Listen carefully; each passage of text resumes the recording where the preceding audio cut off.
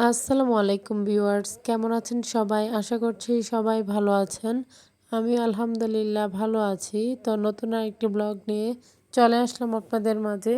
তো এই তো সকালের কাজকর্ম শেষ করে মেয়েকেও ব্রাশ করিয়ে দিলাম। তো এরপর এই তো চলে এসেছি সকালে নাস্তা করার জন্য। তো এই পিঠাটা কিন্তু আমরা অনেকেই খেতে পছন্দ করি। তো এটা হচ্ছে কলাপাতা দিয়ে রুটিটা ভিজিয়ে যে পিঠাটা খাওয়া হয় সেটা আর কি। তো কলাপাতা দিয়ে এটাকে ভিজিয়ে সেঁকে নিয়েছি। তো এরপর সবাই মিলে একসাথে বসলাম নাস্তা করার জন্য। তো কলাপাতা দিয়ে হচ্ছে এভাবে রুটি ভিজিয়ে সেঁকে নিলে কিন্তু খেতে বেশ মজার লাগে। তো সবাই খুব মজা করেই সকালের নাস্তাটা করছিলাম। তো এরপর অনেক গরম লাগছিল, তো ছোট জাকে পাঠিয়ে দিয়েছিলাম দোকানে। তো সে গিয়ে হচ্ছে আইসক্রিম নিয়ে আসলো। সবাই মিলে আইসক্রিম খাচ্ছিলাম একটু ঠান্ডা হওয়ার জন্য। তো এরপর কাজগুলো একে একে করে নিচ্ছিলাম, যেহেতু আমরা সবাই আজ যাব হচ্ছে ছোট জায়ের বাবার বাড়ি। তো যাকে ফেলে রেখে আমরা যাব। তো কেন যাচ্ছি সব কিছুই আপনারা আমাদের পুরো ভিডিওর সাথে থাকলেই দেখতে এবং বুঝতে পারবেন। তো কেন ফেলে রেখে যাচ্ছি সেটাও জানতে পারবেন। তো এদিকে হচ্ছে আমি শাওয়ার নিয়ে চলে এসেছি ঘর ক্লিন করে। তো এখন রেডি হব। তো আমি এই ড্রেসটা বের করে নিয়েছি পরার জন্য। তো এটাই আমি হচ্ছে পরব।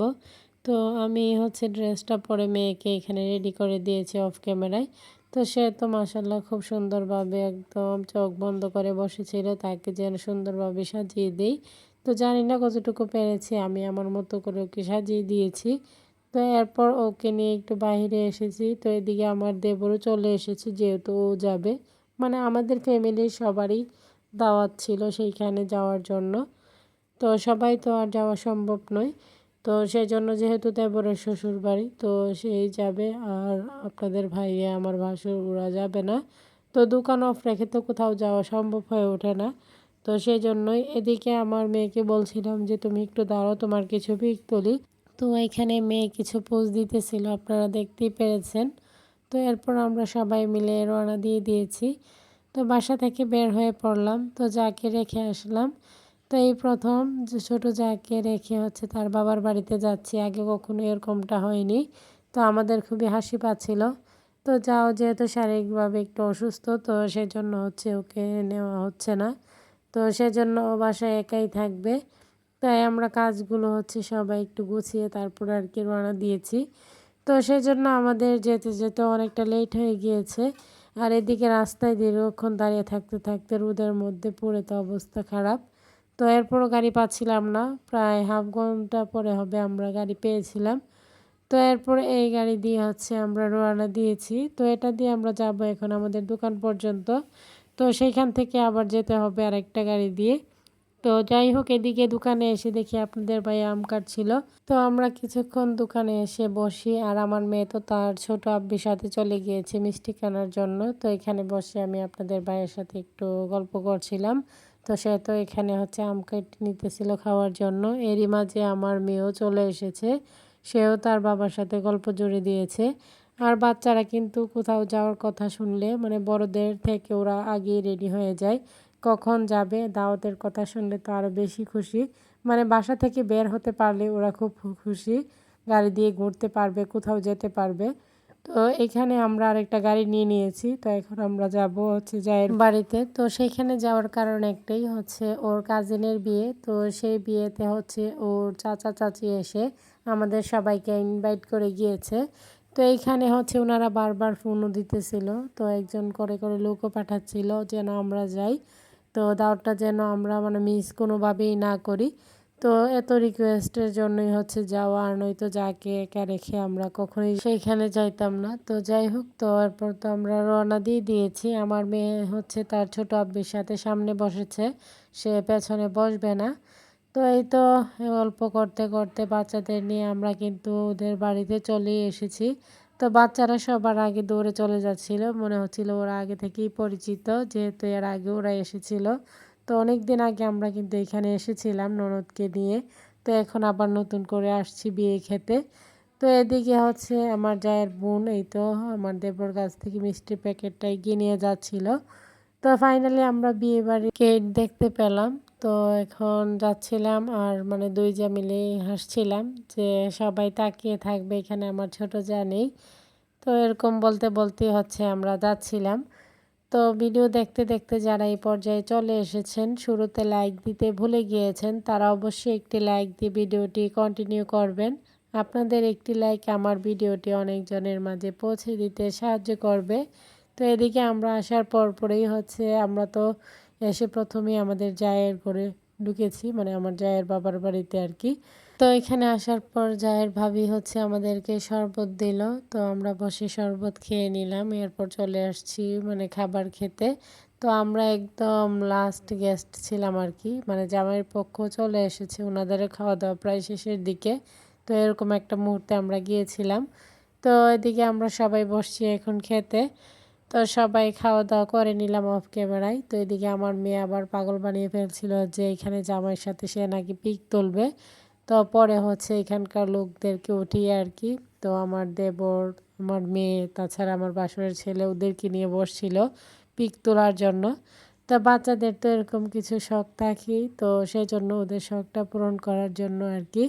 যাই হোক, তো এখানে হচ্ছে আমার মেয়ে তো বসে লজ্জা পাচ্ছিল, যেহেতু মানে কখনোই হচ্ছে ওর এই লোকের সাথে দেখা হয়নি, যে এখানের যে বর বেশে আছেন যিনি, তো উনি অনেক লাজুক ছিলেন। যাই হোক, উনিও হচ্ছে পিক তুলতে একটু ইতস্তত বোধ করছিলেন।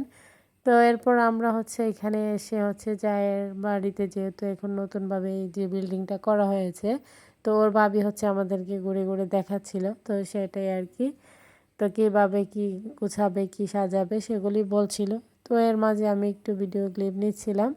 তো আমার কাছে ভালোই লেগেছে, সব কিছু মানে খুব সুন্দরভাবেই করছিল। তো এখনও কাজগুলো ভালোভাবে কমপ্লিট হয়নি, আরও কিছু কাজ আছে। তো এদিকে আবার এই তো বরকনে চলে এসেছে, তো স্টেজে ওদের কিছু পিক তুলে নিলাম, যেহেতু ওরা এখনই বিদায় নিয়ে চলে যাবে। তো বিদায় মুহূর্তটা আসলে খুবই কষ্টের। যাই হোক, তো এখানে বর কনে হচ্ছে মানে কনেকে বিদায় দিচ্ছিল কনের বাড়ির লোকেরা। বর তো খুব খুশি, কনে নিয়ে যাচ্ছে, তো কনেই কান্না করছিল। তো সবাই এখানে বিদায় দিচ্ছিল। তো ওদের বিদায়ের পর আমরাও বিদায় নিয়ে চলে যাচ্ছি, যেহেতু আমার যা বাড়িতে একা ছিল, তো সেজন্য হচ্ছে আমরা তাড়াতাড়ি করে একটু চলে যাচ্ছিলাম। তো এখানে জায়ের মা হচ্ছে আবার খাবার দিয়ে দিতেছিল সাথে। তো আন্টি কি হচ্ছে এই তো আমাদেরকে এগিয়ে দিয়ে যাচ্ছিল আর অনেক কিছু বলছিল আর কি। তো বিদায় নেওয়ার মুহূর্তে সবার কথা একটাই ছিল, আমরা যেন থেকে যাই। তো থাকা তো আর সম্ভব নয়, বাড়ি খালি রেখে থাকিও বা কী করে আর, যা যেহেতু বাসায় একা। তো এদিকে আমার মেয়ে দেখেন, ও হচ্ছে যাওয়ার সময়ও হচ্ছে মানে সামনেই বসবে, আসার সময় সামনেই বসেছিল, এখনও সামনেই বসবে, ওকে না বললেও শুনবে না। তো ছোট আব্বির কোলে বসেছিল। তো এদিকে সূর্যাস্ত যাওয়ারও সময় হয়ে গিয়েছে, তো বেলা একদম ডুবে যাওয়ার অবস্থা। তো আমি হচ্ছে চারপাশের ভিউ উপভোগ করতে করতে যাচ্ছিলাম, সাথে খাবারের বাটিও ধরে রাখছিলাম, যেহেতু মানে গাড়িতে অনেক ঝাঁকুনি খাচ্ছিলাম। তো সেজন্যই আমাদের দুই জায়ের হাতেই ছিল খাবারের বাটি, তো দুজনই হচ্ছে খাবারের বাটি ধরে রাখতে রাখতে পুরো রাস্তা পার করছিলাম।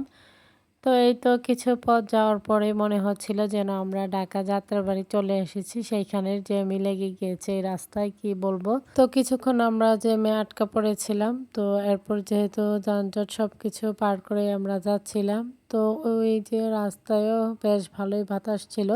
তো সেজন্য গরমটা তেমন উপভোগ করলাম না, মানে ঠান্ডা হাওয়াটা উপভোগ করতে করতে আসছিলাম, তাই ভালোই লাগছিল। সবার কাছে আমার ছোট্ট একটি রিকোয়েস্ট, কেউ স্কিপ করবেন না, পুরো ভিডিওটি দেখে নেবেন। ভিডিওর কোনো অংশ দেখে যদি আপনাদের একটু ভালো লেগে থাকে, লাইক কমেন্ট শেয়ার করে দিবেন। আমার ছোট্ট চ্যানেলটিকে সাবস্ক্রাইব করে বেল আইকনটি বাজিয়ে দিবেন। যারা নতুন ভিউয়ার্সরা জয়েন হয়েছেন, তাদের কাছে যদি আমার ভিডিওর কোনো অংশ দেখে একটু ভালো লেগে যায়, সাবস্ক্রাইব করে পাশে থাকবেন। তো এরপর হচ্ছে আমরা আমাদের দোকান বরাবর নেমে গিয়ে সেখান থেকেই রিক্সা করে বাড়িতে চলে আসছি। তো এই তো বাড়ির রাস্তায় নেমে পড়ে গিয়েছি রিক্সা থেকে, আর এতটাই টায়ার্ড ছিলাম, বাচ্চারা আমাদের ব্যাগ নিয়ে যাচ্ছিল আর আমরা হচ্ছে খাবারগুলো নিয়ে যাচ্ছিলাম। তো এসে দেখি যে ছোট যা ঘুমিয়েছিল, তো ওকে ডেকে তুলে নিলাম। তো সকালবেলাও হচ্ছে আম গাছ থেকে পেড়েছিল, তো একা দেখে আর খাইনি, আমরা যেহেতু বাসায় ছিলাম না। তো পরে সন্ধ্যায় আমগুলো কেটে নিয়েছিল, আর আমগুলো যেহেতু পেকে গিয়েছিল মিষ্টি ছিল, আর আমার মনে হচ্ছিল যেন একটু টক খাবার খেতে পারলে ভালো লাগবে, যেহেতু গরম থেকে এসেছি। তো সেই জন্যই আর কি লবণ মরিচ দিয়ে খাচ্ছিলাম, একটু ভালোই লাগছিল। সবাই মিলে অনেক গল্প করছিলাম ওর বাবার বাড়ির। তো ও যেতে পারেনি, তো ওরও খারাপ লাগছিল। আর আমাদের মুখ থেকে সেই কথাগুলো শুনে ওরও ভালো লাগছিল। তো জায়ের বাড়িতে যাওয়ার পথে আপনাদের ভাইয়াকে বলেছিলাম যে তালশাঁস নিয়ে আসার জন্য। তো দেবর যেহেতু চলে এসেছে ওর কাছে দিয়ে দিয়েছে। তো এখন সবাই মিলে খাবো। তো ফ্রিজিং করে নিয়ে এসেছে। তো তাই ভালো লাগছিল আরও, যেহেতু গরমটাও এখন বেশি। তো সব জায়গায় কিন্তু এখন গরমটা বেশি। যারা বাংলাদেশে আছে তারা অবশ্যই জানেন কী পরিমাণের গরম পড়েছে। তো সবাই মিলে তালশাঁস খাচ্ছিলাম, এরপর সবাই আসলো। তো সবাই মিলে রাতের খাবারও খেয়ে নিচ্ছিলাম, যেহেতু এখান থেকে আন্টি খাবার দিয়ে দিয়েছিল।